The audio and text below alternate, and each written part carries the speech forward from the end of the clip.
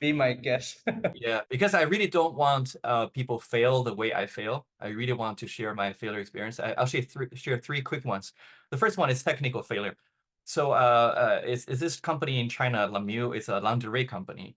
Um, the failure, the company actually, the stats was like in 3 years, we raised $30 million money. We had 3 million customers. Were the first and biggest, blah, blah, blah. All this glamorous part was fine. But to a certain point, we couldn't grow as much. And eventually, after 6 years, I sold the company. So why I couldn't become the Victoria's Secret of China, or I can make the company much bigger than what it was. It was that I realized my strength. So I talk about passion, right? I talk about calling.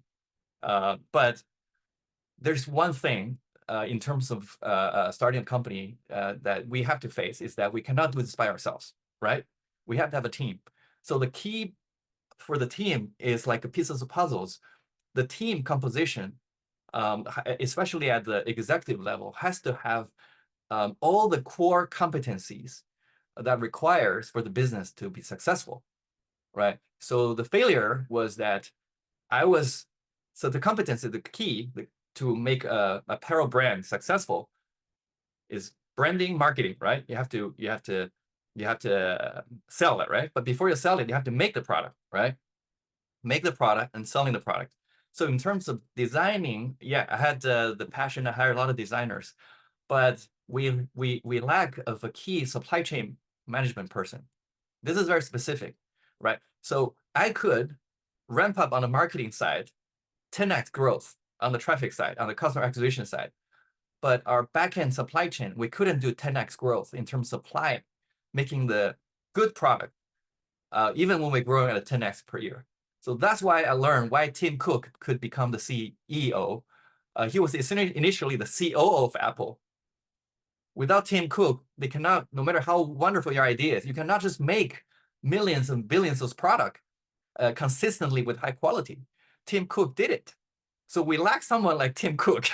So I try to learn it, but this is a lesson really hard to learn. It takes years, right? So if we had someone who is really good at supply chain management, who could keep up our front end growth and supply and keep all the operations in together, then we could have made it. But again, it's really hard to hire someone when you don't even know, you don't have the expertise. It's like you don't know how to program. How do you hire a programmer? You don't even have a judgment of whether this person you're interviewing is good or not, right? So this is like I would say a typical I would say failure. I want all the entrepreneur to learn. So when you try to do business, you cannot do everything. Like even as Carl said, but I believe Carl cannot do everything. You need partners, you need key management.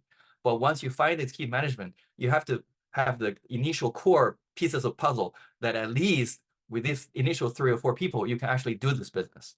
If you cannot do it, then it's really hard to make it up in the long run. So that's a technical failure, I would say.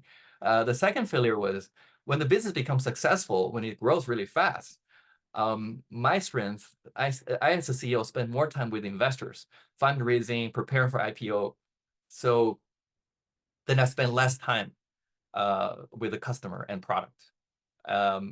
This is a really hard lesson I want to share, that a company only exists because we make good product and services for our customers. That's the only reason we exist, right?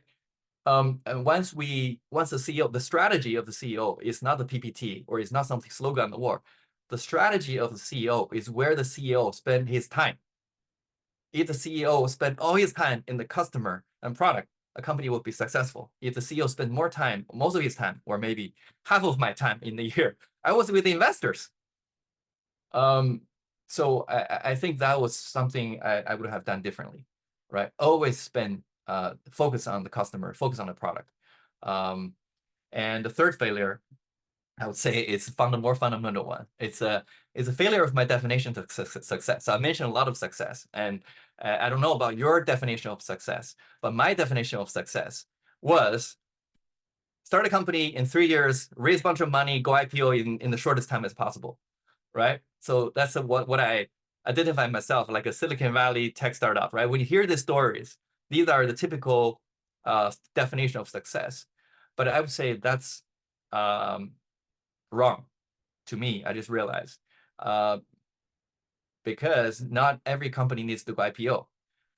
And in fact, a lot of good companies, they're public, they're private, they don't go IPO. A lot of companies don't raise fund. So the key is not to go IPO. It's not a growth. It's not about scale. It's not about how much money you're making. I think the key. So now my definition of success, I think the wrong definition I had to explain is basically in order if that's the definition, then all I do is to hire people, find money to achieve my goal, right? So I'm using people, I'm using money to achieve my goal of success. And I see that as a wrong approach. But I think the right approach is to use the talent that God gave me to serve people.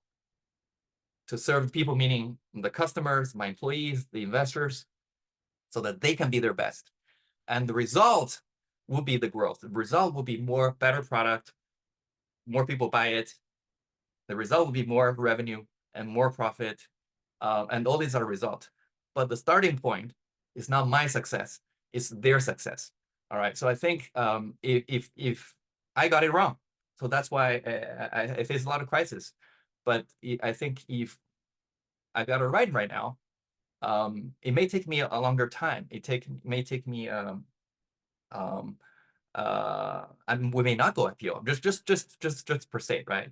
We don't have to go IPO, but the key is I'm sure we have a great team that we love each other, we help each other, and we have a great product. Then all our customers love us, right?